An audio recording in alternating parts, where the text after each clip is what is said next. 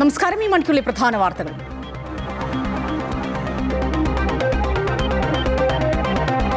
മെസ്സിയുടെ പേരിൽ നടന്ന സാമ്പത്തിക ക്രമക്കേടിൽ കൂടുതൽ വിവരങ്ങൾ പുറത്ത്. സ്പോൺസർ വൻതോതിൽ ധനസമാഹരണം നടത്തിയെന്ന് GST വകുപ്പ്. പുറത്തുള്ള 2 സ്ഥാപനങ്ങളിൽ നിന്നായി സ്പോൺസറുടെ അക്കൗണ്ടിലെത്തിയത് 206 കോടിയിലേറെ രൂപ. ED അന്വേഷണത്തിനും ശുപാർശ.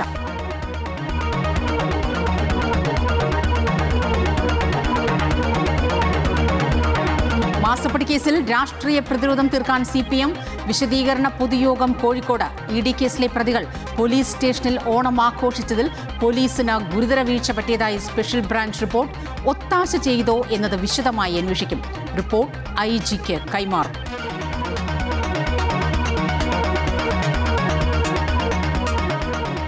സംസ്ഥാനത്തെ അടുത്ത ജില്ലയായി മൂവാറ്റുപുഴ പരിഗണനയിലെന്ന മുഖ്യമന്ത്രി VD സതീശൻ. ഡീലിമിറ്റേഷനായി കമ്മീഷൻ ഉടനെന്നും മുഖ്യമന്ത്രി. മൂവാറ്റുപുഴക്കാരെ ഭയങ്കര ഇഷ്ടമാണ്. അപ്പോൾ മൂവാറ്റുപുഴ ജില്ലയെന്ന് പറയുമ്പോൾ എനിക്കൊരു ചെറിയ വിഷമം വന്നു. കാരണം എൻ്റെ ജില്ലയിൽ നിന്ന് മൂവാറ്റുപുഴ വേറിട്ട് പോകുമെന്നല്ല. എന്നാലും ആ കാര്യം കൂടി ഗൗരവമായി പരിശോധിക്കുന്നുണ്ട്. ഒരു ഡീലിമിറ്റേഷൻ കമ്മീഷൻ ഈ ഗവൺമെന്റ് കൊണ്ടുവരും. ആ കാര്യത്തിൽ ഇതുകൂടി ഉറപ്പായിട്ട് പരിഗണിക്കും. MLA മലപ്പുറം, തിരുവനന്തപുരം ജില്ലകൾ വിഭജിക്കണമെന്ന ആവശ്യത്തിന് കൂടുതൽ പ്രതീക്ഷയേറുന്നു.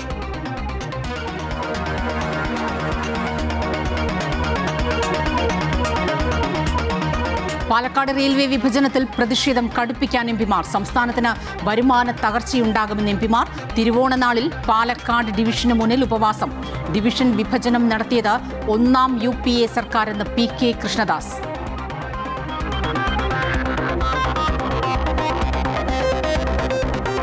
ദേശീയ സുരക്ഷാ ഉപദേഷ്ടാവ് അജിത് ഡോവൽ നാളെ ചൈനയിൽ. ഇരു രാജ്യങ്ങളും തമ്മിലുള്ള അതിർത്തി സംബന്ധിച്ച ചർച്ച മറ്റന്നാൾ.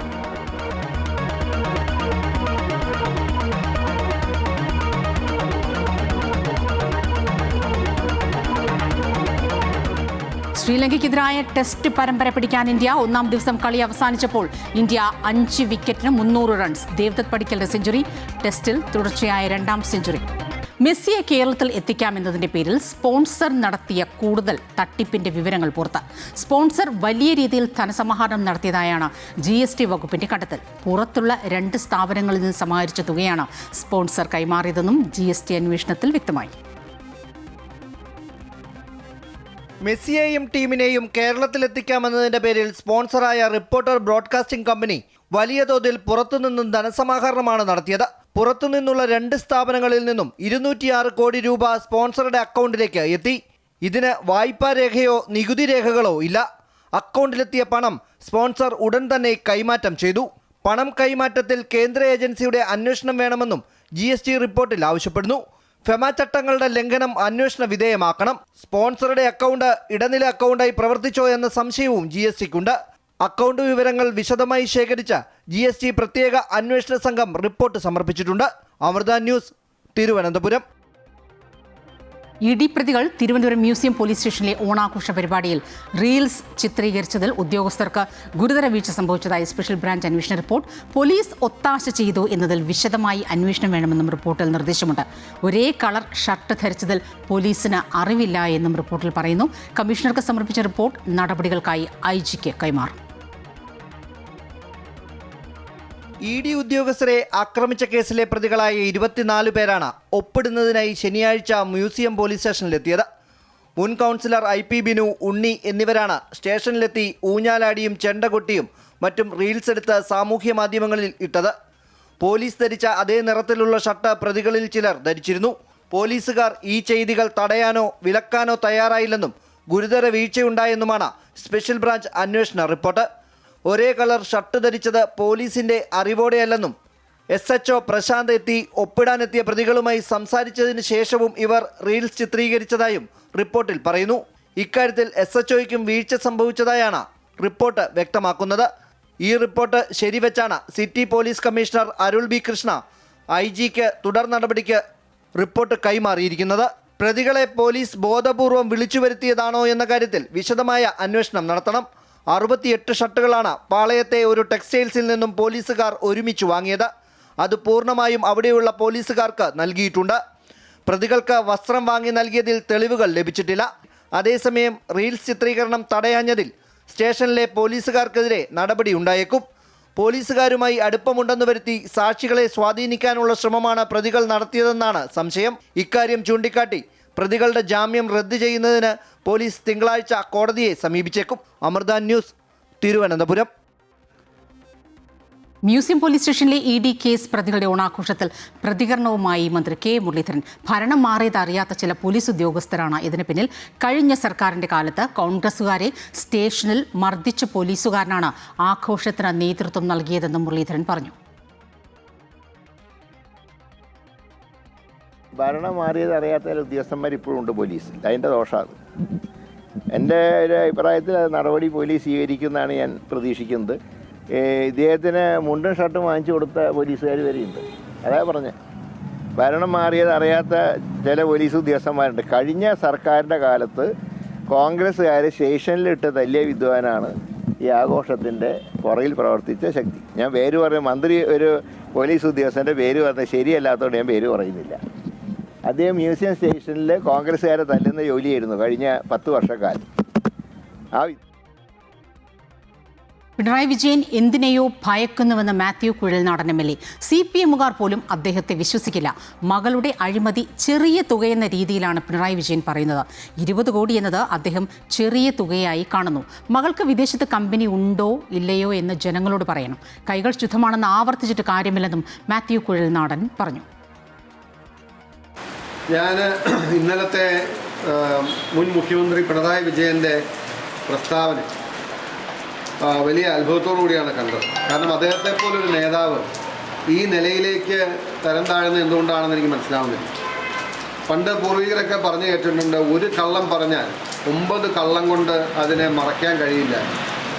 ഇന്ന് 9 അല്ല, അതിനപ്പുറം 50-ലേറെ കള്ളങ്ങൾ പിണറായി വിജയൻ പറഞ്ഞിട്ടും മറയ്ക്കാൻ കഴിയാത്ത രീതിയിലേക്ക് അദ്ദേഹത്തിൻ്റെ മുഖം വികൃതമായിക്കൊണ്ടിരിക്കും. ഓക്കെ, ഇക്കാര്യത്തിൽ എന്താണ് CPMന് പാർട്ടിക്ക് പറയാനുള്ളത് എന്നറിയാം. ഈ വിഷയത്തിൽ രാഷ്ട്രീയ വിശദീകരണത്തിന് CPM തയ്യാറെടുത്തുവെന്ന് നേരത്തെ വാർത്തകൾ പുറത്തുവന്നാണ്. കോഴിക്കോട് നടക്കുന്ന രാഷ്ട്രീയ വിശദീകരണ പൊതുയോഗം CPM സംസ്ഥാന സെക്രട്ടറി MV ഗോവിന്ദൻ ഉദ്ഘാടനം ചെയ്തു. അദ്ദേഹം സംസാരിക്കുന്നു. തത്സമയം. യഥാർത്ഥത്തിൽ എന്തായിരുന്നു ഉദ്ദേശം? ആ ഉദ്ദേശത്തിന് ഘടകവിരുദ്ധമായി രാഷ്ട്രീയ നേതാക്കളെ, പ്രത്യേകിച്ച് പ്രതിപക്ഷ രാഷ്ട്രീയ നേതാക്കളെ കൈകാര്യം ചെയ്യാൻ വേണ്ടി ഇങ്ങനെയൊരു നിയമം ഞങ്ങളുടെ കാലത്ത് കൊണ്ടുവന്നയാളാരാണെന്ന് ഞാൻ പറഞ്ഞു. ചിദംബരമാണ്. ആ ചിദംബരത്തെ തന്നെ അറസ്റ്റ് ചെയ്തു. പണ്ടാരോ പറഞ്ഞില്ലേ, വാളെടുത്തവൻ വാളാൽ എന്ന് പറഞ്ഞതുപോലെ ചിദംബരമാണ് ഈ നിയമം കൊണ്ടുവന്നത്. എന്നിട്ട് EDയെ ഏൽപ്പിച്ചത് ഈ കള്ളപ്പണം വെളുപ്പിക്കൽ നിരോധന നിയമം, അതാണ് തടയൽ നിയമം. അത് 2005 EDക്ക് അതിൻ്റെ ഭാഗമായിട്ട് ചുമതല കൂടി കൊടുത്തതിന് ശേഷം കുറച്ച് കഴിഞ്ഞപ്പോൾ നിങ്ങൾക്കെല്ലാം അറിയുന്നത് പോലെ ചിദംബരത്തെ തന്നെ അറസ്റ്റ് ചെയ്തു. ചിദംബരത്തെ അറസ്റ്റ് ചെയ്തപ്പോൾ ചിദംബരം പിന്നീട് 2024 അദ്ദേഹം ഇത് സംബന്ധിച്ച് ഒരു റിവ്യൂ പോലെ കപിൽ സിബിൽ എന്ന് പറയുന്ന സുപ്രീം കോടതിയുടെ ജഡ്ജിയും കോൺഗ്രസ് നേതാവുമാണ്. ജഡ്ജിയല്ല, വക്കീലും കോൺഗ്രസിന്റെ നേതാവുമാണ് കപിൽ സിബിൽ. എല്ലാവർക്കും പറയുന്ന ഒരു പേരാണ് കപിൽ സിബിൽ. ഇവർ രണ്ടും ചേർന്നിട്ടുള്ളൊരു അഭിമുഖമുണ്ട്. ഗൂഗിളിലൊക്കെ പരിശോധിച്ചാൽ ഇപ്പോഴും കിട്ടും. ആ അഭിമുഖത്തിൽ ചിദംബരം തുറന്നു പറയുകയാണ്, ഈ കള്ളപ്പണം വെളുപ്പിക്കൽ തടയൽ നിയമം EDയുടെ ഭാഗമായിട്ട് കൈകാര്യം ചെയ്യാൻ ഞങ്ങളെന്ന് തീരുമാനിച്ചപ്പോൾ യഥാർത്ഥ ഉന്നം കള്ളപ്പണം വെളുപ്പിക്കുന്നതിനെതിരായിട്ടായിരുന്നു. പക്ഷേ അത് BJPയുടെ കയ്യിൽ കിട്ടിയപ്പോൾ പിന്നെ ഇവർ പോയി. ഈ UPA ഗവൺമെന്റ് മാറി BJP അധികാരത്തിൽ വന്ന് കഴിഞ്ഞ 12 കൊല്ലം പിന്നെ കൈകാര്യം ചെയ്തത് നിങ്ങളെല്ലാം അറിയുന്നത് പോലെ BJP ഗവൺമെന്റാണ്. ആ BJP ഗവൺമെന്റ് എങ്ങനെയാണ് ED ഉപയോഗിച്ചത് എന്നതിനെ പറ്റിയുള്ള അഭിമുഖ സംഭാഷണത്തിൽ ചിദംബരം തന്നെ നിശിതമായി രാഷ്ട്രീയ ഉദ്ദേശം വെച്ചുകൊണ്ടാണ് കാര്യങ്ങൾ കൈകാര്യം ചെയ്യുന്നത്. അപകടകരമായ ദിശയിലേക്കാണ് ഈ BJP ഗവൺമെന്റ് ഈ നിയമത്തിന്റെ പേരിൽ ED ഉപയോഗിച്ച് ഇപ്പോൾ കളിച്ചുകൊണ്ടിരിക്കുന്നത് എന്ന് ഞാൻ പറഞ്ഞതല്ല, പറഞ്ഞത് ചിദംബരമാണ്. ചിദംബരം വേറെ ആരോടെങ്കിലും പറഞ്ഞതല്ല, ഈ ഇന്ത്യയിലെ ഏറ്റവും പ്രധാനപ്പെട്ട നിയമവിദഗ്ധനായ കപിൽ സിബലിനോട് കൃത്യമായിട്ട് വിശദീകരിച്ചതാണ്. അത് നമ്മുടെ മുമ്പിലുണ്ട്. സ്വാഭാവികമായിട്ടും ഈ കേസിന്റെ ഭാഗമായിട്ടെല്ലാമുള്ള അതിന്റെ വിവിധ നിലപാടുകളെ സൂക്ഷ്മമായിട്ട് നമ്മൾ പരിശോധിക്കണം. പരിശോധിക്കുമ്പോൾ കാണാൻ കഴിയുന്ന ചിത്രം എന്താ? ആദ്യം ലക്ഷ്യമാണ്. സാധാരണ കേസ് അന്വേഷിക്കുമ്പോൾ കേസിന്റെ വസ്തുതയല്ലേ അന്വേഷിക്കുക. ഇതല്ല. ഒരാളെ അറസ്റ്റ് ചെയ്യുമ്പോൾ അതിന്റെ ലക്ഷ്യം എന്താണ്?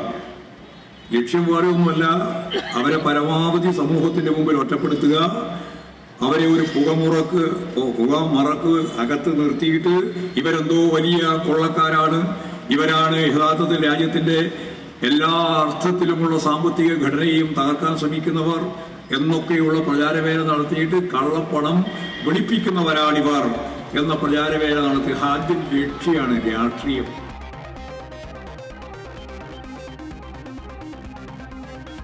മാസപ്പടി കേസിൽ നടക്കുന്ന റെയ്ഡുകളുടെയൊക്കെ പശ്ചാത്തലത്തിൽ വലിയ രീതിയിൽ തന്നെ CPM പ്രതിരോധത്തിലായിരിക്കുകയാണ്. ഈ വിഷയത്തിൽ രാഷ്ട്രീയ വിശദീകരണവുമായി സംസ്ഥാനത്ത് വിവിധയിടങ്ങളിൽ CPM എത്തുന്നു. കോഴിക്കോട് നടക്കുന്ന രാഷ്ട്രീയ വിശദീകരണ പൊതുയോഗം സംസ്ഥാന സെക്രട്ടറി MV ഗോവിന്ദൻ ഉദ്ഘാടനം ചെയ്തു. അദ്ദേഹം സംസാരിച്ചതാണ് തത്സമയം പ്രേക്ഷകർ കണ്ടത്. മറ്റു വാർത്തകൾ കൂടി നോക്കാം. ജയിലിൽ ഓണാഘോഷത്തിനിടെ തമ്മിലടിച്ച ഉദ്യോഗസ്ഥർ. പൂജപ്പുര ജയിൽ വളപ്പിൽ നടന്ന പോലീസ് മേഖല ഓണാഘോഷത്തിലാണ് സംഭവം. ആഘോഷത്തിന്റെ ഭാഗമായി രാത്രി നടന്ന DJ പാർട്ടിക്കിടെയാണ് ഉദ്യോഗസ്ഥർ ഏറ്റുമുട്ടിയത്. സംഘർഷത്തിൽ ഒരാൾക്ക് കണ്ണിന് പരിക്കേറ്റു. ഇദ്ദേഹത്തെ മെഡിക്കൽ കോളേജ് ആശുപത്രിയിൽ ചികിത്സയ്ക്ക് പ്രവേശിപ്പിച്ചു. ദേശീയ സുരക്ഷാ ഉപദേഷ്ടാവ് അജിത് ഡോവൽ നാളെ ചൈനയിലേക്ക്. ഇരു രാജ്യങ്ങളും തമ്മിലുള്ള അതിർത്തി തർക്കങ്ങൾ പരിഹരിക്കുന്നതിനുള്ള സമാധാന ചർച്ചകൾക്കായിട്ടാണ് ചൈന സന്ദർശനം. ഇന്ത്യ ചൈന അതിർത്തി തർക്കം പരിഹരിക്കുന്നതിനുള്ള 25ാമത് പ്രത്യേക പ്രതിനിധി ചർച്ചയുടെ ഭാഗമായാണ് ഡോവലിന്റെ സന്ദർശനം. മറ്റന്നാളാണ് ഇരു രാജ്യങ്ങളും തമ്മിലുള്ള നിർണായക ചർച്ച. ഇതിനു മുന്നോടിയായി ചൈനീസ് വിദേശകാര്യമന്ത്രി വാങ് യുമായി ഡോവൽ കൂടിക്കാഴ്ച നടത്തും. കഴിഞ്ഞ വർഷം ഓഗസ്റ്റിൽ ടിയാൻജിനിൽ നടന്ന ഷാങ്ഹായ് കോർപ്പറേഷൻ ഓർഗനൈസേഷൻ ഉച്ചകോടിക്കിടെയാണ് ഇരുവരും അവസാനമായി കൂടിക്കാഴ്ച നടത്തിയത്. അതിർത്തി തർക്കം പരിഹരിക്കുന്നതിനായി 2003 പ്രത്യേക പ്രതിനിധികളുടെ ചർച്ചാ സംവിധാനം രൂപീകരിച്ചത്. തർക്കങ്ങൾക്ക് പൂർണ്ണ പരിഹാരം കാണാൻ കഴിഞ്ഞിട്ടില്ലെങ്കിലും അതിർത്തിയുടെ വിവിധ ഭാഗങ്ങളിൽ ഉടലെടുക്കുന്ന കടുത്ത സംഘർഷങ്ങൾ ലഘൂകരിക്കാൻ ചർച്ചകൾക്ക് സാധിച്ചിട്ടുണ്ടെന്നാണ് വിലയിരുത്തൽ. സെപ്റ്റംബർ 12, 13 തീയതികളിൽ ഡൽഹിയിൽ നടക്കാനിരിക്കുന്ന ബ്രിക്സ് ഉച്ചകോടിയിൽ ചൈനീസ് പ്രസിഡന്റ് ഷീ ജിൻപിങ് പങ്കെടുക്കുമെന്നാണ് പ്രതീക്ഷിക്കുന്നത്. ഉച്ചകോടിയുടെ ഭാഗമായി പ്രധാനമന്ത്രി നരേന്ദ്രമോദിയും ഷീ ജിൻപിങ്ങും തമ്മിൽ പ്രത്യേക കൂടിക്കാഴ്ച നടത്താൻ സാധ്യതയുണ്ടെന്നും വിലയിരുത്തപ്പെടുന്നു. ഇരു രാജ്യങ്ങളും തമ്മിലുള്ള നല്ല ബന്ധം നിലനിർത്തുന്നതിന് അതിർത്തിയിൽ സമാധാനവും ശാന്തിയും അനിവാര്യമാണെന്ന് കഴിഞ്ഞ ദിവസം വിദേശകാര്യമന്ത്രി S. ജയശങ്കർ പ്രതികരിച്ചിരുന്നു. ചൈനയുമായുള്ള അതിർത്തി മേഖലയിലെ സംഭവ വികാസങ്ങൾ ഇന്ത്യ അതീവ ഗൗരവത്തോടെയാണ് കാണുന്നതെന്നും യഥാർത്ഥ നിയന്ത്രണ രേഖയിൽ സമാധാനവും ശാന്തതയും നിലനിർത്തുന്നതിന് പരമപ്രാധാന്യമുണ്ടെന്നും വിദേശകാര്യ മന്ത്രാലയ വക്താവ് രൺധീർ ജയ്സ്വാളും നേരത്തെ നിലപാട് വ്യക്തമാക്കിയിരുന്നു. News desk Amrita News. സംസ്ഥാനത്തെ പുതിയ ജില്ലയായി മൂവാറ്റുപുഴ പരിഗണനയിലെന്ന മുഖ്യമന്ത്രി VD സതീശൻ. ഡീലിമിറ്റേഷൻ കമ്മീഷൻ ഉടൻ ഉണ്ടാകുമെന്നും അദ്ദേഹം പറഞ്ഞു. മൂവാറ്റുപുഴ നഗരസഭയുടെ ആഭിമുഖ്യത്തിൽ സംഘടിപ്പിച്ച ത്രിവേണി ഓണാഘോഷം ഉദ്ഘാടനം ചെയ്യുകയായിരുന്നു മന്ത്രി. മലപ്പുറം വിഭജിച്ച് പുതിയ ജില്ല രൂപീകരിക്കണമെന്ന ആവശ്യം നിലനിൽക്കുമ്പോഴാണ് മുഖ്യമന്ത്രി മൂവാറ്റുപുഴയെ പരാമർശിച്ചത്. മൂവാറ്റുപുഴ ജില്ലയാക്കുന്നതിനെക്കുറിച്ച് ഗൗരവകരമായി പരിശോധിക്കുമെന്നും സർക്കാർ ഡീലിമിറ്റേഷൻ കമ്മീഷനെ കൊണ്ടുവരുമെന്നും മുഖ്യമന്ത്രി VD സതീശൻ വ്യക്തമാക്കി. സ്വന്തം ജില്ലയിൽ നിന്ന് മൂവാറ്റുപുഴ വേർപെട്ടു പോകുന്നതിൽ വിഷമമുണ്ടെങ്കിലും ഡീലിമിറ്റേഷൻ കമ്മീഷനിൽ ഇക്കാര്യം പരിഗണിക്കുമെന്നും മൂവാറ്റുപുഴക്കാരുടെ എല്ലാ വിഷമങ്ങൾക്കും പരിഹാരം കാണുമെന്നുമാണ് മുഖ്യമന്ത്രിയുടെ ഉറപ്പ്. മൂവാറ്റുപുഴ നഗരസഭയുടെ ത്രിവേണി ഓണാഘോഷം ഉദ്ഘാടനം ചെയ്ത് സംസാരിക്കുകയായിരുന്നു അദ്ദേഹം. എനിക്ക് മൂവാറ്റുപുഴക്കാരെ ഭയങ്കര ഇഷ്ടമാണ്. അപ്പോൾ മൂവാറ്റുപുഴ ജില്ലയിൽ നിന്ന് എനിക്കൊരു ചെറിയ വിഷമം വന്നു. കാരണം എന്റെ ജില്ലയിൽ നിന്ന് മൂവാറ്റുപുഴ വേറിട്ട് പോകുന്നുണ്ട്. എന്നാലും ആ കാര്യം കൂടി ഗൗരവമായി പരിശോധിക്കുന്നുണ്ട്. ഒരു ഡീലിമിറ്റേഷൻ കമ്മീഷൻ ഈ ഗവൺമെന്റ് കൊണ്ടുവരും. ആ കാര്യത്തിൽ ഇതുകൂടി ഉറപ്പായിട്ട് പരിഗണിക്കും. MLA സംസാരിച്ചപ്പോൾ മൂവാറ്റുപുഴയുടെ സങ്കടങ്ങളെ കുറിച്ച് പറഞ്ഞു, ഒരുപാട് നാളുകൾ പാർശ്വവൽക്കരിക്കപ്പെട്ടതിനെ കുറിച്ച് പറഞ്ഞു, പ്രതികാര ബുദ്ധിയോടുകൂടി ഇവിടുത്തെ വികസന പ്രവർത്തനങ്ങളെ തടസ്സപ്പെടുത്തി നിർത്തിയതിനെ കുറിച്ചൊക്കെ പറഞ്ഞു. ഒറ്റ വാചകം മാത്രമേ ഞാൻ പറയുന്നത്, എല്ലാ സങ്കടങ്ങളും എല്ലാ വിഷമങ്ങളും മാറ്റും. പിന്നെ നമുക്കൊരു കാര്യം നഷ്ടം വന്നാൽ നമ്മൾ ആഗ്രഹിക്കുന്നത് അതിന്റെ പലിശ സഹിതം കിട്ടണമെന്നാണ്. അതിന്റെ പലിശ സഹിതം മൂവാറ്റുപുഴയ്ക്ക് തരും. നഗരസഭയുടെ ഓണാഘോഷ പരിപാടിയിൽ മാത്യു കുഴൽനാടൻ MLA ആണ് മൂവാറ്റുപുഴയെ പുതിയ ജില്ലയാക്കണമെന്ന് മുഖ്യമന്ത്രിയോട് ആവശ്യപ്പെട്ടത്. മൂവാറ്റുപുഴക്കാർക്ക് ഒരു ഓണസമ്മാനമായി പുതിയ ജില്ലാ രൂപീകരണം പ്രഖ്യാപിക്കണമെന്നായിരുന്നു ആവശ്യം. വികസന കാര്യങ്ങളിൽ എറണാകുളം, കൊച്ചി മേഖലകളിലേക്ക് കൂടുതൽ ഫണ്ടുകൾ പോകുന്നതിനാൽ മൂവാറ്റുപുഴ, കോതമംഗലം തുടങ്ങിയ മലയോര മേഖലകൾ പിന്നോക്കം പോകുന്നുവെന്ന പരാതി ഏറെ കാലമായി നിലനിൽക്കുന്നുണ്ട്. എറണാകുളം ജില്ലയിലെ മൂവാറ്റുപുഴ, കോതമംഗലം, പിറവം, പെരുമ്പാവൂരിന്റെ ചില ഭാഗങ്ങൾ കൂടാതെ ഇടുക്കിയിലെ തൊടുപുഴ ഉൾപ്പെടെയുള്ള കിഴക്കൻ മേഖലകൾ ചേർത്താണ് പുതിയ ജില്ല എന്ന ആവശ്യം നിലനിൽക്കുന്നത്. സംസ്ഥാനത്ത് പുതിയ ജില്ലകളും താലൂക്കുകളും രൂപീകരിക്കുന്നതിന്റെ സാധ്യത പഠിക്കാൻ പ്രത്യേക കമ്മീഷനെ നിയമിക്കുമെന്ന് മുഖ്യമന്ത്രി VD സതീശൻ ബജറ്റിൽ പ്രഖ്യാപിച്ചിരുന്നു. അതേസമയം മലപ്പുറം ജില്ല വിഭജിച്ച് പുതിയ ജില്ല രൂപീകരിക്കണമെന്ന ആവശ്യവും ശക്തമാണ്. എന്നാൽ മൂവാറ്റുപുഴയുടെ കാര്യം മാത്രമേ നിലവിൽ മുഖ്യമന്ത്രി പരാമർശിച്ചിട്ടുള്ളൂ. അമൃത ന്യൂസ്, കൊച്ചി. പാലക്കാട് റെയിൽവേ വിഭജന നടപടിയിൽ പ്രതിഷേധം ശക്തമാക്കാനൊരുങ്ങി UDF MPമാർ. തിരുവോണ ദിനത്തിൽ പാലക്കാട് DMR ഓഫീസിന് മുന്നിൽ രാവിലെ മുതൽ വൈകിട്ട് വരെ MPമാർ ഉപവാസ സമരം നടത്തും. വിഷയത്തിൽ കേരളത്തിലെ BJP നിലപാട് വ്യക്തമാക്കണമെന്ന് MPമാരായ ET മുഹമ്മദ് ബഷീറും MK രാഘവനും വാർത്താസമ്മേളനത്തിൽ ആവശ്യപ്പെട്ടു. ഒക്ടോബർ 1 മുതലാണ് മംഗളൂരു പ്രദേശം ദക്ഷിണ പശ്ചിമ റെയിൽവേയുടെ മൈസൂരു ഡിവിഷനിലേക്ക് മാറ്റാൻ തീരുമാനിച്ചത്. സതേൺ റെയിൽവേക്ക് കീഴിൽ നിലവിലുള്ള ആകെ 6 ഡിവിഷനുകളിൽ ഏറ്റവും ചെറിയ ഡിവിഷനായ പാലക്കാടിനെയാണ് റെയിൽവേ വിഭജിച്ചിരിക്കുന്നത്. ഇതിനു പിന്നിൽ കേന്ദ്ര സഹമന്ത്രി സോമണ്ണ എന്ന ആരോപണമാണ് MPമാരായ MK രാഘവനും ET മുഹമ്മദ് ബഷീറും ഉന്നയിച്ചത്. കേന്ദ്ര റെയിൽവേ സഹമന്ത്രി സോമണ്ണയാണ് ഇതിന്റെ പുറകിൽ പ്രവർത്തിച്ചത് കാര്യം ഒരു തർക്കം വേണ്ട. അതിൻ്റെ ഒരു രാഷ്ട്രീയ താല്പര്യമാണെന്നാണ് ഞാൻ മനസ്സിലാക്കുന്നത്. ഈ വിഷയത്തിൽ കേരളത്തിലെ BJP എന്തു പറയുന്നു, കേരളത്തിൽ നിന്നുള്ള കേന്ദ്രമന്ത്രി സുരേഷ് ഗോപി എന്തു പറയുന്നു? വിഭജന നടപടി പിൻവലിക്കണമെന്നാവശ്യപ്പെട്ട് തിരുവോണ ദിനത്തിൽ പാലക്കാട് DRM ഓഫീസിന് മുന്നിലെ MPമാരുടെ ഉപവാസ സമരത്തിന് പിന്നാലെ തുടർ സമരങ്ങളും ഉണ്ടാകും. കേരളത്തോടുള്ള ഈ അവഗണനയ്ക്കെതിരെയുള്ള പ്രക്ഷോഭത്തിൽ BJP CPM MPമാരുടെ സഹകരണം തേടുമെന്നും MK രാഘവൻ വ്യക്തമാക്കി. ഞങ്ങളുടെ ഈ വിഷയത്തിൽ ഞങ്ങൾക്ക് രാഷ്ട്രീയമില്ല, മറ്റൊന്നുമില്ല. ആരുമായി ഞാൻ പറഞ്ഞില്ലേ, BJP പോലും വന്നാൽ ഞാൻ സഹകരിക്കാൻ ഞങ്ങൾ തയ്യാറാണ്. നാടിന്റെ പൊതുവായ വിഷയമാണ്. വിഷയത്തിൽ നിഗൂഢതയുണ്ടെന്ന് രാജ്മോഹൻ ഉണ്ണിത്താനും പ്രതികരിച്ചിട്ടുണ്ട്. കേന്ദ്ര ഗവൺമെന്റ് എടുത്ത തീരുമാനം ദുരുപദേഷ്ടമാണ്, മാത്രമല്ല നിഗൂഢാത്മകമാണ്. ആ തീരുമാനം ഒരിക്കലും കേരളത്തിന് അംഗീകരിക്കാനാവില്ല. 1956 പാർലമെന്റിൽ നൽകിയ ഉറപ്പിന്റെ അടിസ്ഥാനത്തിൽ കേരളത്തിനായി രൂപീകരിച്ച പാലക്കാട് ഡിവിഷൻ 2007 കോയമ്പത്തൂർ പ്രദേശം നഷ്ടപ്പെട്ടതിന് ശേഷം നേരിടുന്ന രണ്ടാമത്തെ വലിയ വെട്ടിമുറിക്കലാണിത്. അമൃത ന്യൂസ്, കോഴിക്കോട്. പാലക്കാട് ഡിവിഷനെ അക്ഷരാർത്ഥത്തിൽ വിഭജിച്ചത് 1ാം UPA സർക്കാരെന്ന് PK കൃഷ്ണദാസ്. അന്ന് കോൺഗ്രസ് നേതാക്കൾ കാശിക്ക് പോയിരുന്നുവെന്നും അദ്ദേഹം ചോദിച്ചു.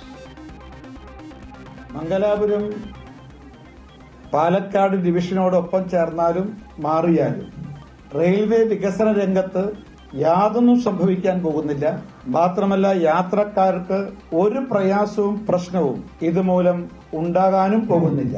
കഴിഞ്ഞ 12 വർഷക്കാലം മോദി സർക്കാരിന്റെ ഭരണത്തിന് കീഴിൽ കേരളത്തിലും പ്രത്യേകിച്ച് പാലക്കാട് ഡിവിഷനിലും വികസന രംഗത്ത് വിസ്മയകരമായ വിപ്ലവമാണ് നടന്നിട്ടുള്ളത്. അത് മറയ്ക്കാനുള്ള കോൺഗ്രസിന്റെയും CPMന്റെയും ആസൂത്രിതമായ നീക്കത്തിന്റെ ഭാഗമാണ് ഇന്ന് പുതിയ വ്യാജ പ്രചരണം.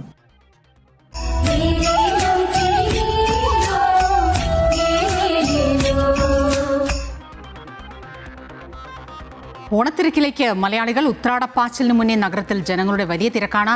എറണാകുളം ബ്രോഡ്വേയിൽ നിന്നും KK പ്രശാന്ത് ചേരുകയാണ്. പ്രശാന്ത്, മലയാളിയോട് ഓണം എങ്ങനെയുണ്ട് എന്ന് ചോദിച്ചാൽ എന്നും ഓണമാണല്ലോ എന്ന് പറയുന്ന ആ രീതിയൊക്കെ ഒരുപക്ഷെ മാറിക്കഴിഞ്ഞിരിക്കുന്നു. ഈ പറഞ്ഞതുപോലെ ചിങ്ങം തുടങ്ങിയപ്പോഴല്ല, ആക്ച്വലി അതിന് മുന്നേ ഈ ഒരു മാസം കർക്കിടകം മുതലാണല്ലോ ഈ ഓഫറുകളൊക്കെ തുടങ്ങുന്നത്. അപ്പോൾ മുതൽ തന്നെ ഈ ഒരു ചിങ്ങത്തെ വരവേൽക്കാൻ, പൊന്നോണത്തെ വരവേൽക്കാൻ മലയാളി തയ്യാറായി കഴിഞ്ഞു. ഇപ്പോൾ ഈ ഉത്സവത്തെയും ആനുകൂല്യങ്ങളും ഒക്കെ കിട്ടുന്ന ഒരു കാത്തിരിപ്പിലായിരുന്നു ഒരുപക്ഷെ മധ്യവർഗ ജീവനക്കാരടക്കമുള്ളവർ. എന്തായാലും ഉത്രാടപ്പാച്ചിൽ ഉത്രാടത്തിന് മുന്നേ തന്നെ തുടങ്ങിയെന്ന് പറയാം, അല്ലേ?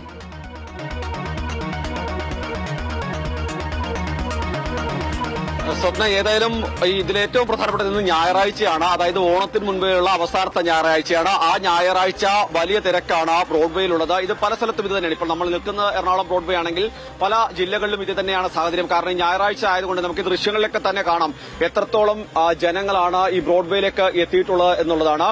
അത്രയധികം ആളുകൾ ഇങ്ങോട്ട് എത്തിക്കൊണ്ടിരിക്കുകയാണ്. ഇത് ഇന്ന് രാവിലെ മുതൽ തന്നെ ഇത് തന്നെയാണ് ദൃശ്യങ്ങൾ. വളരെ കൃത്യമായി, അതായത് നേരത്തെ സ്വപ്ന സൂചിപ്പിച്ച പോലെ എല്ലാ ദിവസവും ഓണമാണെന്ന് പറയും. പക്ഷേ ഓണാഘോഷത്തിലേക്ക് വരുമ്പോൾ ഒരുപക്ഷെ കുറെ കൂടി കളറുള്ള തിളക്കമുള്ള വസ്ത്രങ്ങൾ ധരിക്കുക എന്നുള്ളതാണ് അതിന് ഏറ്റവും നല്ലതായി വില കുറഞ്ഞ രീതിയിൽ അത് കിട്ടുന്ന ഒരു സ്ഥലം കൂടിയാണ് എറണാകുളം ബ്രോഡ്വേ. അതുകൊണ്ടാണ് ഇത്രയും അധികം ആളുകൾ ഇങ്ങോട്ട് എത്തുന്നത്. ഞായറാഴ്ച സാധാരണ അന്യസംസ്ഥാന തൊഴിലാളികൾ ഉൾപ്പെടെ വരുന്ന ഒരു സ്ഥലമാണ് ബ്രോഡ്വേ. പക്ഷെ അതിനപ്പുറത്തേക്ക് വിവിധ ജില്ലകളിൽ നിന്നുൾപ്പെടെ ഉള്ളവർ എല്ലാവർക്കും വസ്ത്രങ്ങൾ എടുക്കുന്നതിനും മറ്റ് സാധനങ്ങൾ വാങ്ങുന്നതിനൊക്കെയായി എത്തുന്ന സ്ഥലമാണ്. സാധാരണഗതിയിൽ ഓണത്തിന് വസ്ത്രങ്ങൾ മാത്രമല്ല വീടുകളിലേക്ക് വാങ്ങുന്നവർ പുതിയ പാത്രങ്ങൾ വാങ്ങും, മറ്റ് അടുക്കളയിലേക്ക് ആവശ്യമായ വസ്തുക്കളൊക്കെ തന്നെ വാങ്ങും. അങ്ങനെ അതുകൊണ്ട് തന്നെ വലിയ തിരക്കാണ് അനുഭവപ്പെടുന്നത്. പല സ്ഥലത്തും നേരത്തെ സൂചിപ്പിച്ച പോലെ വലിയ കടകളിൽ ഓഫറിന്റെ ഒരു സംവിധാനമാണെങ്കിൽ ഈ എറണാകുളം മാർക്കറ്റിലേക്ക് വന്നു കഴിഞ്ഞാൽ അത് ഓഫർ എന്ന നിലയിലല്ല, വളരെ വില കുറച്ച് ചെറിയ പൈസക്കൊക്കെ അത്യാവശ്യം ഒരു ദിവസത്തേക്കോ 2 ദിവസത്തേക്കോ നമുക്ക് ഓണത്തിന് വേണ്ടി ഉപയോഗിക്കാൻ പറ്റുന്നതാണ്. സാധാരണ ഉത്രാടപ്പാച്ചിലാണ് ഒരു തിരക്കുണ്ടാവുക. പക്ഷെ അതിനപ്പുറത്തേക്ക് ഇന്ന് ഞായറാഴ്ചയാണ്. മാത്രമല്ല ഇനി ഒരു ഞായറാഴ്ച ഓണത്തിന് മുമ്പ് കിട്ടാനില്ല. അതായത് എല്ലാവർക്കും ഒന്നിച്ച് പുറത്തിറങ്ങി സാധനങ്ങളും എല്ലാം വാങ്ങിപ്പോകാൻ പറ്റുന്ന ഒരു സ്ഥലമാണ്. ഇവിടേക്ക് ഇപ്പോൾ നമുക്ക് ഇവിടെ നല്ല, അതായത് വളരെ 150 രൂപയ്ക്കും 2 മുണ്ടുകൾ വരെ കിട്ടുന്ന സ്ഥലങ്ങളുണ്ട്. ഒപ്പം തന്നെ 250 രൂപ 150 രൂപയ്ക്കൊക്കെ മുണ്ടുകളൊക്കെ ലഭിക്കുന്ന സ്ഥലമാണ്. ഇവിടെ കച്ചവടം അങ്ങനെ തകൃതിയായി നടക്കണം. എങ്ങനെയുണ്ട് കച്ചവടം? കച്ചവടം അടിപൊളി കച്ചവടം. എത്ര രൂപയാണ് മുണ്ടിനൊക്കെ? മുണ്ടൊക്കെ 100 രൂപ മുതലുണ്ട്. വെള്ളമുണ്ടാണോ വില കൂടുതലോ? വെള്ളമുണ്ട് 250 രൂപ. ഏതടത്തിലൊക്കെ ആദ്യം മുണ്ട് കസവിന്റെതോ നല്ല ക്വാളിറ്റിയുള്ള മുണ്ടൊക്കെ 250 രൂപ, 160 രൂപ. ആദ്യം മുണ്ട് 160. നമ്മള് ഇത് കാണുന്നുണ്ട്. ഇതിനിപ്പോ തൊട്ടിപ്പുറത്ത് റെഡിമെയ്ഡ് വസ്ത്രങ്ങളൊക്കെ ഉണ്ട്. അതായത് പെൺകുട്ടികൾക്കുള്ള പട്ടുപാടയും മറ്റ് ബ്ലൗസുകൾ അത് സെറ്റായിട്ട് തന്നെയാണ്. അതൊക്കെ ചെറിയ പൈസയ്ക്കാണ് എല്ലാം ലഭിക്കുന്നത് എന്നുള്ളതാണ് എടുത്തു പറയേണ്ടത്. നിരവധി ആളുകൾ ഇവിടേക്ക് എത്തുന്നുണ്ട്. എങ്ങനെയുണ്ട്, ഓണം എത്തിയോ? അടിപൊളിയാണ്, അടിപൊളി. വളരെ വില കുറവില്ല എല്ലാത്തിനും. പൊതുവെ നല്ല അഭിപ്രായമാണുള്ളത്. ഇത്തവണ വളരെ വില കുറഞ്ഞ സാധനങ്ങളൊക്കെ കിട്ടുന്നുണ്ട്. തുണികളൊക്കെ വാങ്ങിച്ചോ? ഡ്രസ്സൊക്കെ വാങ്ങിച്ചോ? ഡ്രസ്സൊക്കെ വാങ്ങിച്ച്. ഓണം ഇത്തവണ ഓണമൊക്കെ അടിപൊളിയാണ്, കുഴപ്പമില്ല. ഇപ്പൊ ക്ലൈമറ്റ് ഒക്കെ നല്ല അന്തരീക്ഷമുള്ള കാരണം കുഴപ്പമില്ല. കച്ചവടക്കാർക്ക് കച്ചവടമൊക്കെ ചെയ്യാം. ഓക്കെ. ഇവിടെ നമുക്കറിയാം, അതായത് ഞാൻ നേരത്തെ സൂചിപ്പിച്ച പോലെ വസ്ത്രങ്ങൾ മാത്രമല്ല മറ്റ് അതിനുള്ള ആഭരണങ്ങളും മറ്റ് സംവിധാനങ്ങളും ഒക്കെ വാങ്ങുന്ന നിരവധി ആളുണ്ട്. കുട്ടികളുണ്ട്, സ്ത്രീകളുണ്ട്. അവരൊക്കെ തന്നെ ഇവിടേക്ക് എത്തുകയാണ്. ഓണം എത്തിയോ? ഓണം എങ്ങനെയുണ്ട്? അടിപൊളി. അടിപൊളി. സാധനങ്ങളൊക്കെ വാങ്ങിച്ചോ? വാങ്ങിച്ചു. ഇവരൊക്കെ കുറേശ്ശെ ആയിട്ട് വാങ്ങി തുടങ്ങിയിട്ടുണ്ട്. ഒപ്പം നേരത്തെ സൂചിപ്പിച്ച പോലെ തന്നെ വലിയ തിരക്കാണ് പല സ്ഥലത്തും. 100 രൂപയ്ക്കും 150 രൂപയ്ക്കും വസ്ത്രങ്ങളൊക്കെ ലഭിക്കുന്ന ഒരു സ്ഥലമാണ് ബ്രോഡ്വേ. അതുകൊണ്ട് തന്നെ അത് വാങ്ങാനായി എത്തുന്നവരാണ്. നേരത്തെ സൂചിപ്പിച്ച പോലെ കോളേജിലെ ഓഫീസിലേക്ക്, ആ കോളേജിലെ ഓഫീസ് ഓണാഘോഷമൊക്കെ അവസാനിച്ചിരിക്കുന്നു. ഇനിയിപ്പോൾ വീട്ടിലേക്ക് അന്നൊരു ദിവസത്തേക്ക് 1 മണിക്കൂറേക്കോ 2 മണിക്കൂറേക്കോ മാത്രം വസ്ത്രങ്ങൾ എടുക്കുന്ന ആളുകളാണ്. അതുകൊണ്ട് തന്നെ വളരെ വില കൂടിയ വസ്ത്രങ്ങൾ ഒഴിവാക്കി അന്നത്തെ ഒരു ദിവസത്തിന് വേണ്ടി ഭംഗിയുള്ള നല്ല നിറമുള്ള പ്രത്യേക രൂപകൽപ്പന ചെയ്ത വസ്ത്രങ്ങളൊക്കെ തന്നെ ഉപയോഗിക്കാമെന്നുള്ളതാണ് അവർ കണക്കൂട്ടുന്നത്. അതുകൊണ്ടാണ് ഇതിങ്ങനെ തിരഞ്ഞ് ആ കളറൊക്കെ കിട്ടുന്ന നോക്കി ആ വസ്ത്രങ്ങളൊക്കെ തന്നെ ഇവർ സെലക്ട് ചെയ്തെടുക്കുന്നത്. ഇവരെല്ലാവരും വിവിധ സ്ഥലങ്ങളിൽ നിന്ന് എത്തി വസ്ത്രങ്ങൾ വാങ്ങുന്ന ആളുകളാണ്. ഏതായാലും വലിയ തിരക്കാണ് ബ്രോഡ്വേയിലെല്ലാം തന്നെ ഉള്ളത്. പച്ചക്കറി, അതായത് പഴം പച്ചക്കറി ഉൾപ്പെടെയുള്ള വസ്തുക്കൾ വാങ്ങാനും ഒക്കെ തന്നെ വലിയ തിരക്ക് തന്നെ അനുഭവപ്പെടുന്നുണ്ട്. നേരത്തെ സൂചിപ്പിച്ച പോലെ തന്നെ ഓണം അത് ഉത്രാടപ്പാച്ചിൽ എന്നുള്ളതല്ല, എല്ലാ ദിവസവും ഓണമാണെന്ന് മലയാളികൾ പറയുമ്പോഴും ഈ ഓണത്തോട് അടുത്തുള്ള ദിവസങ്ങളിൽ വസ്ത്രങ്ങളും മറ്റ് സാധനങ്ങളും ഒക്കെ തന്നെ വാങ്ങിക്കൂട്ടുക എന്നുള്ളത് മലയാളികളെ സംബന്ധിച്ച് ഒഴിവാക്കാനാവാത്ത ഒരു സംഭവം തന്നെയാണ്. അത് അവർ ആവർത്തിക്കുന്നത് തന്നെയാണ്. എന്ത് സംഭവിച്ചാലും എത്ര പണം മുടക്കിയാലും ഓണം അത് മലയാളികളുടേതാണ്. അവർ വളരെ കൃത്യമായി അത് ആഘോഷിക്കുന്നു. ഇത്തവണ ഒരുപക്ഷെ കഴിഞ്ഞ കുറച്ച് നാളുകളായി അന്യസംസ്ഥാനക്കാരും നമ്മുടെ ഓണത്തിന്റെ ഭാഗമാണ്. അവരും ഇവിടേക്ക് എത്തിത്തുടങ്ങി വസ്ത്രങ്ങളും മറ്റും വാങ്ങിപ്പോകുന്ന ഒരു കാഴ്ച നമുക്ക് കാണാൻ കഴിയുന്നുണ്ട്. സ്വപ്ന, ശരിക്കും കയ്യിലൊതുങ്ങുന്ന ആ തുകയ്ക്കുള്ളിൽ ഓണത്തെ അടിപൊളിയാക്കാനുള്ള തയ്യാറെടുപ്പിൽ തന്നെയാണ് മലയാളികളും ഒപ്പം അതിഥി തൊഴിലാളികളും. ബ്രോഡ്വേയിൽ നമ്മൾ ആ തിരക്കൊക്കെ കാണുന്നുണ്ട്. 100 രൂപയ്ക്കൊക്കെ മുണ്ടെന്ന് പറയുമ്പോൾ ശരിക്കും അതിൻ്റെ കൂലി പോലും എങ്ങനെ മുതലാകുന്നു എന്ന സംശയമാണ് പെട്ടെന്ന് മനസ്സിൽ വന്നത്. ഓക്കെ, ഇനി ഗുരുവായൂരിൽ നിന്നുള്ള വാർത്തയിലേക്കാണ്. രാവിലെ മുതൽ നമ്മളത് കൊടുത്തുകൊണ്ടിരിക്കുകയാണ്. ഇന്നിപ്പോൾ റെക്കോർഡ് വിവാഹങ്ങളാണ് ഗുരുവായൂരിൽ നടന്നത്. 437 വിവാഹങ്ങൾ. ദേവസ്വത്തിന് കീഴിൽ വളരെ വിപുലമായ രീതിയിൽ സൗകര്യങ്ങളൊക്കെ ഒരുക്കി. ഇന്ന് പുലർച്ചെ മുതൽ തന്നെ വിവാഹങ്ങളെല്ലാം തുടങ്ങി നല്ല രീതിയിൽ പര്യവസാനിച്ചു.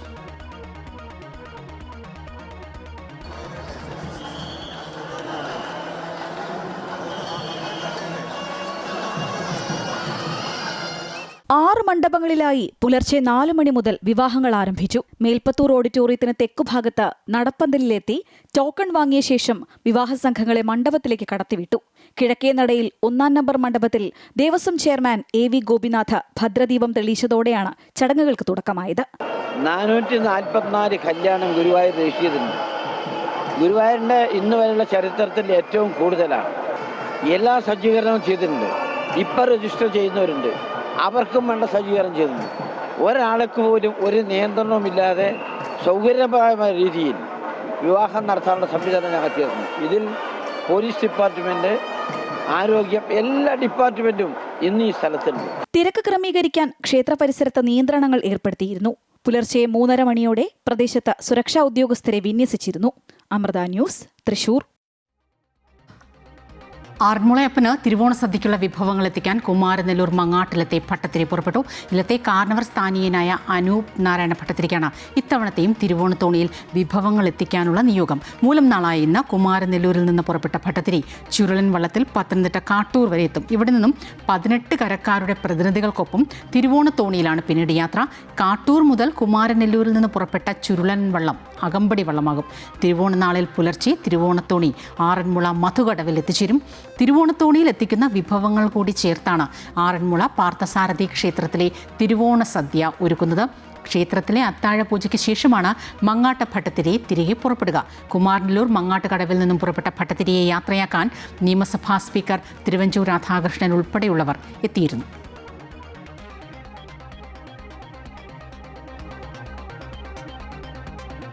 താമരശ്ശേരി ചുരത്തിൽ ഗതാഗത നിയന്ത്രണമാണ്. ഇന്നു മുതൽ ഈ മാസം 28 വരെ നിയന്ത്രണം ഏർപ്പെടുത്തിയിട്ടുണ്ട്. ചുരത്തിൽ വാഹനം പാർക്ക് ചെയ്യാനോ റോഡിൽ കൂട്ടം കൂടാനോ അനുവദിക്കില്ല. ഗതാഗതം തടസ്സപ്പെടുന്ന വാഹനങ്ങൾക്കെതിരെ നടപടിയും ഉണ്ടാകും. ഗതാഗതം സുഗമമാക്കാൻ ചുരത്തിൽ കൂടുതൽ പോലീസിനെ വിന്യസിച്ചതായി താമരശ്ശേരി ട്രാഫിക് പോലീസ് അറിയിച്ചിട്ടുണ്ട്.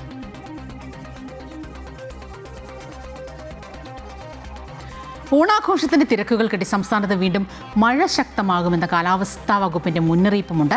ഇന്നിപ്പോൾ കോഴിക്കോട്, വയനാട്, കണ്ണൂർ, കാസർഗോഡ്, പത്തനംതിട്ട ജില്ലകളിൽ യെല്ലോ അലർട്ടാണ്. ഉത്രാട ദിനം വരെ വിവിധ ജില്ലകളിൽ മഴ തുടരുമെന്നാണ് പ്രവചനം. ഇതോടെ തിരുവോണ ദിനത്തിലും മഴയുണ്ടാകുമോ എന്ന ആശങ്ക ഉയർന്നിട്ടുണ്ട്. ബംഗാൾ ഉൾക്കടലിലും ഒഡീഷ, ആന്ധ്ര തീരത്തും രൂപം കൊണ്ട ചക്രവാത ചുഴികളാണ് മഴയ്ക്ക് കാരണം. യുവാക്കളെ കൂടെ നിർത്താനും സർക്കാരിന്റെ ജനക്ഷേമ വികസന പദ്ധതികൾക്ക് കൂടുതൽ പ്രചോദനം നൽകാനും പുതിയ ഭാരവാഹികളോട് പ്രധാനമന്ത്രി നരേന്ദ്രമോദിയുടെ നിർദ്ദേശം. വന്ദേമാതരം വിഷയത്തിൽ രാജ്യവ്യാപക പ്രചാരണ പരിപാടി നടത്തും. ഭരണാധികാരിയായി നരേന്ദ്രമോദി 25 വർഷം പൂർത്തിയാക്കുന്നതിന്റെ ഭാഗമായി BJP 1 മാസം നീളുന്ന പ്രചാരണ പരിപാടി പ്രഖ്യാപിച്ചിട്ടുണ്ട്. ഉത്തർപ്രദേശ്, പഞ്ചാബ് ഉൾപ്പെടെയുള്ള നിയമസഭാ തെരഞ്ഞെടുപ്പ് അടുത്ത പശ്ചാത്തലത്തിൽ താഴെത്തട്ടിൽ സംഘടന ശക്തിപ്പെടുത്താനുള്ള ചർച്ചകളാണ് BJP നേതൃയോഗത്തിൽ ഉണ്ടായത്. വിദ്യാർത്ഥി പ്രക്ഷോഭങ്ങളുടെ പശ്ചാത്തലത്തിൽ യുവാക്കളെ കൂടെ നിർത്താനുള്ള കാര്യപരിപാടികൾ തീരുമാനിച്ചു. പുതുതലമുറയെ ചേർത്ത് നിർത്തണമെന്നും കേന്ദ്ര സർക്കാരിന്റെ ജനസേവ വികസന പദ്ധതികളുടെ പ്രചാരണം ശക്തമാക്കണമെന്നും പ്രധാനമന്ത്രി നരേന്ദ്രമോദി പുതിയ ഭാരവാഹികളോട് നിർദ്ദേശിച്ചു.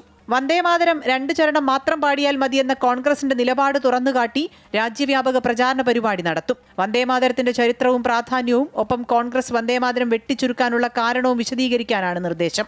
ഒരു രാജ്യം ഒരു തെരഞ്ഞെടുപ്പ് എന്ന ആശയം ജനങ്ങൾക്കിടയിൽ ചർച്ച ചെയ്യാനും നിർദ്ദേശം നൽകി. വന്ദേമാതരം ആദ്യത്തെ 2 ഭാഗങ്ങൾ മാത്രമായി ചുരുക്കാനുള്ള കോൺഗ്രസ് പ്രവർത്തക സമിതി തീരുമാനത്തെ അപലപിച്ച് BJP പ്രമേയം പാസാക്കിയിരുന്നു. ഭരണാധികാരിയായി നരേന്ദ്രമോദി 25 വർഷം പൂർത്തിയാക്കുന്നതിന്റെ ഭാഗമായി 1 മാസം നീളുന്ന പ്രചാരണ പരിപാടികൾ നടത്താനും തീരുമാനിച്ചിട്ടുണ്ട്. അമൃത ന്യൂസ്, ന്യൂഡൽഹി. ഒഡീഷ തീരത്തിന് സമീപം ബംഗാൾ ഉൾക്കടലിൽ പാനമ പതാക വഹിക്കുന്ന ചരക്കു കപ്പൽ മുങ്ങി. സിംഗപ്പൂരിലേക്ക് ഇരുമ്പയിര് കയറ്റി പുറപ്പെട്ട MV ഓഷ്യൻ വിന്നർ എന്ന കപ്പലാണ് അപകടത്തിൽപ്പെട്ടത്. കപ്പലിൽ ഉണ്ടായിരുന്നത് 20 ചൈനീസ് പൗരന്മാർ ഉൾപ്പെടെ 24 ജീവനക്കാരാണ്. 2 പേരെ രക്ഷപ്പെടുത്തിയതായിട്ടാണ് റിപ്പോർട്ട്. ഒഡീഷ തീരത്ത് നിന്ന് 240 നോട്ടിക്കൽ മൈൽ അകലെ ബംഗാൾ ഉൾക്കടലിലാണ് ഇന്നലെ രാത്രി ചരക്ക് കപ്പൽ അപകടത്തിൽപ്പെട്ടത്. പാരാദ്വീപ് തുറമുഖത്ത് നിന്ന് സിംഗപ്പൂരിലേക്ക് പോവുകയായിരുന്ന പനാമ പതാക വഹിക്കുന്ന MV ഓഷ്യൻ വിന്നർ കപ്പലുമായുള്ള സിഗ്നൽ സംവിധാനം നഷ്ടപ്പെടുകയായിരുന്നു. പിന്നീടുള്ള അന്വേഷണത്തിൽ കപ്പൽ മുങ്ങിയതായി കണ്ടെത്തി. 20 ചൈനീസ് പൗരന്മാരും മ്യാൻമറിൽ നിന്നുള്ള 3 പേരും ഒരു ബംഗ്ലാദേശിയും ഉൾപ്പെടെ 24 ജീവനക്കാരാണ് കപ്പലിലുണ്ടായിരുന്നത്. ഇന്ത്യൻ കോസ്റ്റ് ഗാർഡും നാവികസേനയും രക്ഷാപ്രവർത്തനം തുടരുകയാണ്. 1700 ടൺ ഇരുമ്പയിരാണ് കപ്പലിലുണ്ടായിരുന്നത്. അപകട കാരണം എന്താണെന്ന് ഇതുവരെ വ്യക്തമായിട്ടില്ല. പ്രദേശത്തുകൂടി കടന്നുപോകുന്ന മറ്റു കപ്പലുകൾക്കും ജാഗ്രതാ നിർദ്ദേശം നൽകിയിട്ടുണ്ട്. അമൃത ന്യൂസ്, ന്യൂഡൽഹി. ഓപ്പറേഷൻ സിന്ദൂറിൽ ഇന്ത്യ തകർത്ത ജെയ്ഷെ മുഹമ്മദ് ആസ്ഥാനം പുനർനിർമ്മിച്ചു. പാക് പഞ്ചാബ് പ്രവിശ്യയിലുള്ള മർക്കസ് സുബാനല എന്ന കെട്ടിട സമുച്ചയമാണ് പാക് സർക്കാരിൻ്റെ സഹായത്തോടെ പുനർനിർമ്മിച്ചത്. പാകിസ്ഥാൻ ഭരണകൂടത്തിൻ്റെ നേരിട്ടുള്ള സാമ്പത്തിക സഹായത്തോടെയാണ് പുനർനിർമ്മാണം നടന്നത് എന്നാണ് റിപ്പോർട്ടുകൾ. 25 കോടി ഇതിനായി ജെയ്ഷെ മുഹമ്മദിന് കൈമാറിയെന്നാണ് വിവരം. ഓപ്പറേഷൻ സിന്ദൂർ കഴിഞ്ഞ് 15 മാസങ്ങൾക്കു ശേഷമാണ് കെട്ടിടം പുനർനിർമ്മിച്ചത്. 2025 മെയ് 7-നായിരുന്നു ഇന്ത്യ ഓപ്പറേഷൻ സിന്ദൂറിലൂടെ പാക് ഭീകര കേന്ദ്രങ്ങൾ തകർത്തത്.